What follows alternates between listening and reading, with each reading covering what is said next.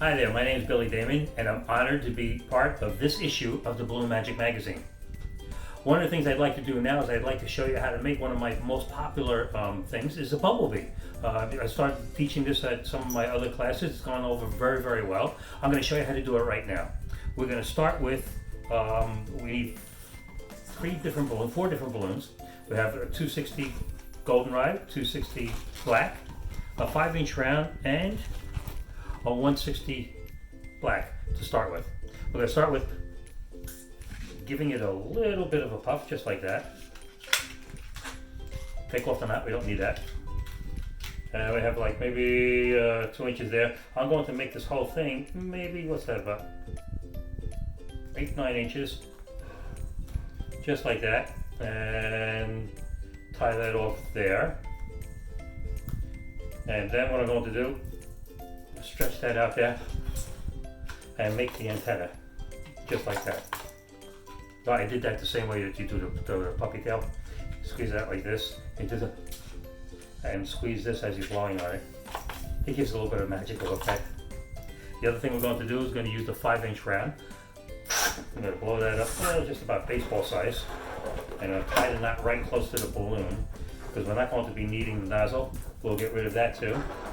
And what I'm going to do is I'm going to split the white 5-inch round in half, thus making 2 eyes. And what I'm going to do is I'm going to make sure that the knot is in the middle, because otherwise if you split it with the knot on the side, you have a thing growing out of an eyeball. It's not very becoming.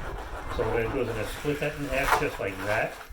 And as I'm splitting it, I can regulate how much air is going to be in each one. I'll try to make it as even as possible. Take my antenna, and I put that into the middle. And then when I take the goldenrod 260, and I'm going to hold that right between the antenna and the eyeballs, just like that. And that's going to make the bumblebee's head. I'm going to then follow this up with 2 pinch twists. Decent sized pinch twists. I'll explain why in a moment. 2 pinch twists, just like that. So now we have this. Are you with me so far? Now we're going to take our black 260, and I'm going to take the black 260 and I'm going to put it right between those 2 pinch twists. Nice and tight, but I want that to be tight inside there. So that we have the head and 2 260s coming out like that. Now, for the black one, what I'm going to do is I'm going to make 2 bubbles, the same size as these pinch twists. I'm going to fold those in half like that. And I take those 2 bubbles, twist them in half. So what I have is something like that. Where I have the 2 bubbles in the center, and the 260 on either side. I'm going to use my thumbs and push up as I pull the 260s through the center of the 2 bubbles. And there's no air in those 260s, it's just the balloon being stretched there. And what that does is that pressure makes these 2 bubbles into a pinch twist. Okay? Now I'm going to take the goldenrod 260,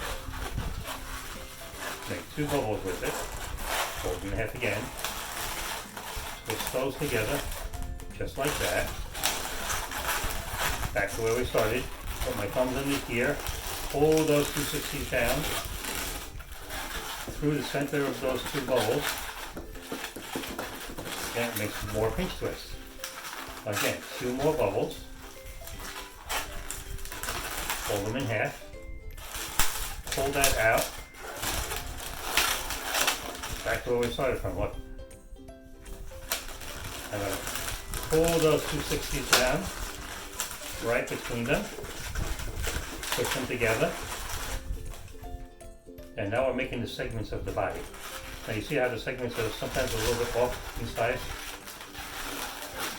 You can spin them around and straighten them out. I'm going to do one more set of bubbles with the goldenrod, just like that, push them together, and back down like this. Now you can use the same technique and keep on going if you're going to be making like a raccoon tail or a meerkat tail, and do like gray and black, gray and black, gray and black all the way down, you can make a really nice tail. We're about done with this body now, so we're just going to split this like that. We don't need that part anymore. I'm going to just tie that off here. And right about here, I'm going to twist a little bubble there. And I'm going to go out here, trim that off. And this is going to be his little stinger. He's got a cute little stinger. Just like that. Clean it up. Perfect. Now what we're going to do is we're going to get a 160 clear. And these are going to be his wings.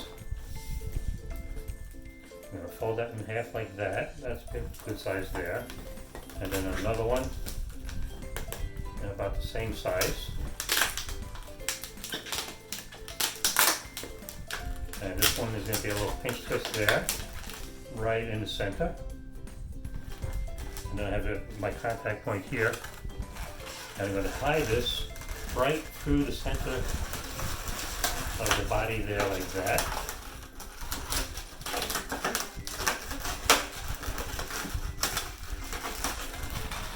Get rid of the excess. And now we have bumblebee wings. And what I like to do is I like to take the wings and put them into each other like that, so that they're folded. You know, put a little stress point on the end, just like that. And now, the fantabulous artwork with the two big giant eyes.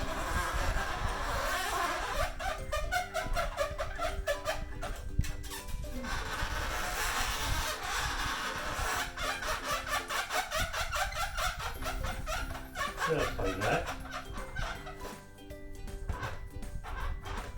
And we're going to give him a big smile, or you can even give him a little sneer, like he's a murder hornet.